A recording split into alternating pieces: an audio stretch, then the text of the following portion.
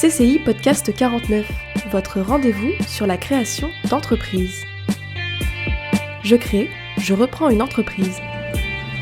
Au Masama, restaurant en plein cœur de Saumur, la salsa et le reggaeton résonnent dans la cuisine. Marlon Medina et sa femme sont au fourneau et préparent une spécialité colombienne, les empanadas frites. Vous préparez quoi là ? Empanadas colombiennes. Ce sont des farines de maïs farcies de viande. C'est une sauce à base de tomates et oignons, petits légumes et voilà. On doit faire 500 pour aujourd'hui. Et 1000 ceviches. Ouais. Masama vient du mot masa qui signifie pâte à gâteau, pâte de maïs en espagnol.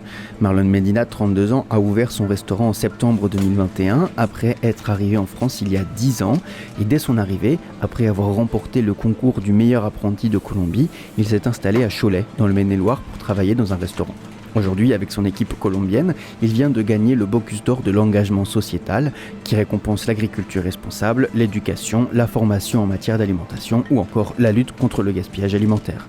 Une manière pour lui d'entremêler ces deux cultures, française et colombienne.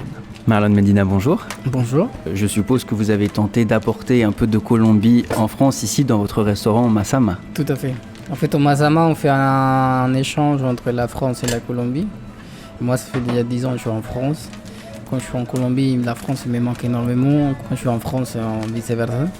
Et moi, au Masama, on fait cet échange entre les deux pays. On fait des plats colombiens avec la touche française, avec la technique surtout.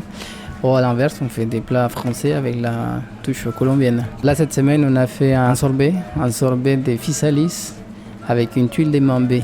Et le mambé, je vous explique, en fait, le mambé, c'est... Pendant le Bocuse d'Or, on a gagné un prix parce qu'on a travaillé le mambé. Le mambé, c'est la feuille de coca. La feuille de coca, il ne faut pas confondre cocaïne. La cocaïne, c'est autre chose. Et pour donner une nouvelle image du pays, nous nous sommes engagés à travailler cette farine d'une autre manière. Du coup, on l'a travaillé en dessert. On peut la travailler pour un gâteau, en plat. Et c'est une feuille qui a beaucoup de protéines, même beaucoup de vitamines, plus que la banane. Du coup, c'est un échange. La technique est de la glace, des tuiles, mais les ingrédients ils viennent d'Amérique latine, de Colombie. La semaine dernière, vous avez participé au concours du Bocuse d'Or en France. On a représenté la Colombie, mais on était avec les Français. Parce que pour nous, les Français, c'était les favoris, on s'entend très bien avec eux. Pour moi, le Bocuse d'Or, c'est le haut niveau de la cuisine. Nous avons gagné le prix de l'engagement social et le développement durable. C'est quelque chose d'important parce que c'est la cuisine du futur. C'est la cuisine qui est retour aux sources, comme on dit. Et ça va nous permettre d'être raisonnable à ce qu'on fait en cuisine. Il faut respecter tout ce qu'on fait. Vous avez réussi à trouver votre clientèle à Saumur ? Oui, tout à fait. On a fermé pendant 15 jours pour le Bocuse d'Or.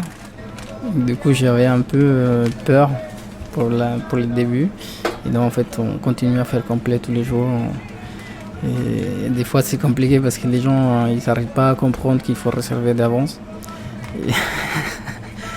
On a une dame l'autre fois, il nous a dit mais c'est la 5e fois que j'essaye de venir manger chez vous. Je suis désolé. Mais... Il faut réserver.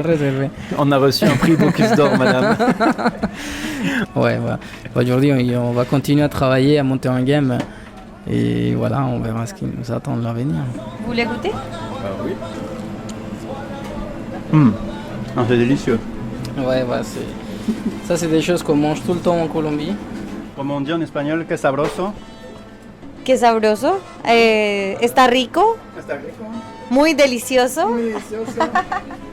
Lorsque vous êtes arrivé en France, vous avez travaillé dans un premier restaurant, dans un deuxième restaurant, et ensuite vous avez eu envie de monter, votre restaurant, d'être votre propre chef. Là, c'est vraiment le cas de le dire. Et pour ça, vous avez eu besoin de l'accompagnement et de l'aide de la Chambre de commerce et de l'industrie du Maine-et-Loire. Concrètement, comment est-ce qu'elle vous a aidé, la Chambre de commerce et de l'industrie ? En fait, il y a eu plusieurs étapes, mais la plus importante, c'est... j'avais beaucoup de questions par rapport au côté administratif. J'ai participé à une réunion qui t'a aidé à monter un restaurant. Et c'était en 2015. Et là, je me suis rendu compte qu'on avait beaucoup de potentiel et que la cuisine, je voulais faire. Et c'était viable. Du coup, la CCI il m'a accompagné. On a monté le projet. Vous avez aussi eu des formations culinaires à la Chambre de commerce et de l'industrie. Tout à fait. En fait, en 2016, j'avais fait la formation des chocolats. J'avais fait aussi une formation en dessert à l'assiette. Et après, pour pouvoir monter l'entreprise, j'avais fait la formation parcours entrepreneur. C'était très important. Aujourd'hui, il y a tout le monde qui me parle. J'ai dit il faut faire cette formation-là parce que c'est un filtre. Pour vous, vous auriez pu monter ce restaurant-là sans l'accompagnement de la chambre ? Non, je pense pas. J'aurais pu, mais bon, après, on peut aller tout droit vers un mur. C'est trop compliqué. L'administration, c'est trop dur. Tous les restaurants qui ont fait faillite, c'était presque des gens qui n'étaient pas du métier, des gens qui avaient ouvert des restaurants juste pour le plaisir. Et je pense que c'est important de se faire accompagner. Merci beaucoup, Marlon Medina, d'avoir répondu à nos questions. Merci à vous. Pour vous aussi vous lancer dans la création ou la reprise d'une entreprise, retrouvez-nous sur maine-et-loire.cci.fr.